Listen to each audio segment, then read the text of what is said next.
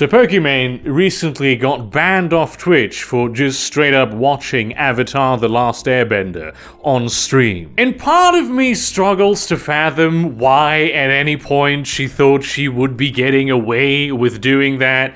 But on the other hand, I think to myself, well, yeah, of course that's what she did. Watching other people's stuff has been the meta for big Twitch channels recently. Because it's not like this is the first time that some massive Twitch streamer acted essentially like a television channel and showed other people's content that they put hard work into and then raked in the donation money for that. Some of them, like Moist Critical, actually provide some level of commentary that can be rather entertaining at times. Others, like Hassan, provide chicken tenders for themselves as they play a whole ass video while they're in the kitchen. The crucial difference is that instead of just some content creator, like for instance JXE, who conveniently only puts out good videos so you don't even have to check that your audience might find them entertaining, you can just put them on and go do something else, Avatar: The Last Airbender is owned by Nickelodeon,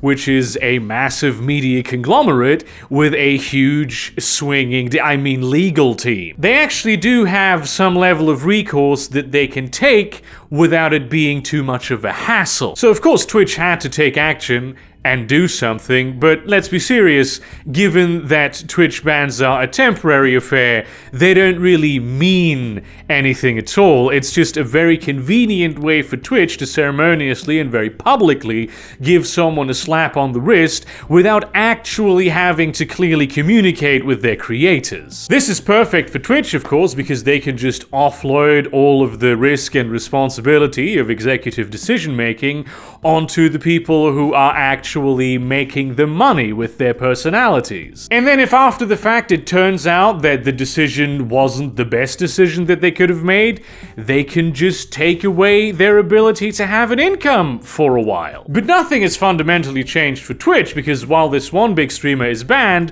all those eyeballs are going to go to other big streamers to pick up the slack of watching other people's content that they put hard work into. And that can actually be a serious problem for these smaller creators. Look, I'm small fries, I'm a little fish in the pond. For me, if a big streamer were to watch this video or any of my videos, that would be exposure mainly. It would be great for my growth. Unless, of course, they're one of those absolute clowns who go to great lengths to hide who the actual originator of the video that they are watching is, for no apparent reason. But if you're already a somewhat established and stable channel with, say, between 100,000 and 1 million subscribers, the boon of subscribers that you're going to get from that, this marginal bit of exposure, is not going to be enough to compensate for the lost revenue of people not watching your video on your channel, where you make money from it,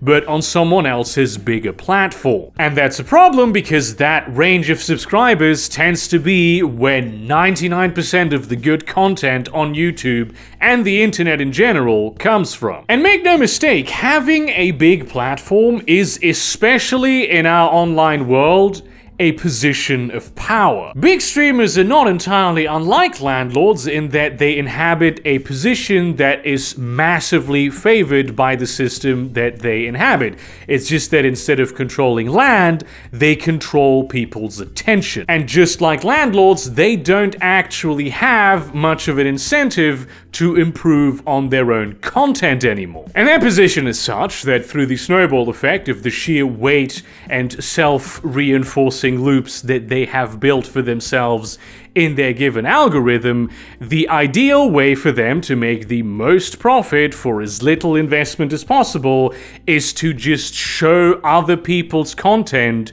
that those other people put actual time and work into. The only reason for them to make better content themselves would be a sort of intrinsic motivation to strive for excellence, which is why I very presumptuously assume Moist Critical actually puts in effort into the stuff that he does. But that intrinsic motivation stands in conflict with the external motivations provided by the system. All the work that they'd have to invest wouldn't really pay off to a worthwhile degree compared to if they didn't put in that work, because they're already at the top of the food chain in terms of controlling eyeballs. Putting in the bare minimum of effort and trying to get away with doing unethical shit is going to give them almost the exact same results.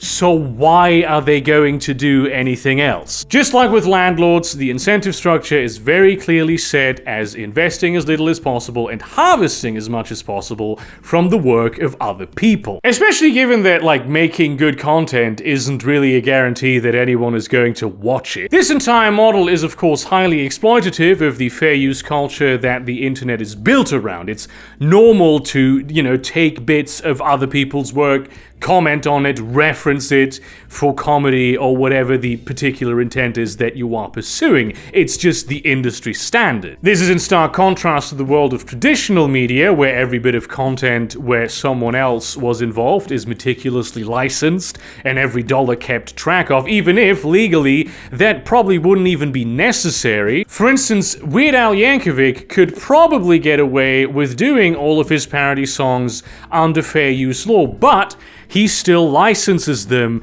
because the songs that he is parodying are owned by massive media corporations that could litigate him to death with bullshit lawsuits even if he didn't actually do anything wrong. Online, things are a little different, and a lot of mid-sized creators are now learning why intellectual property laws were originally made to be a thing: to protect small creators from having their work stolen by massive enterprises. This was, of course, before those same massive and powerful enterprises corrupted intellectual property laws for their own purposes by just buying the people who wrote those laws. But with how beautifully obstinate we are here on the internet with our culture of the fair use Wild West, very few online creators would actually go to the lengths of doing anything about the big attention landlords harvesting the profits from the content that they put work into without adequate compensation, if only to avoid being murdered by an overzealous Pokimane stan who thinks he will get her attention by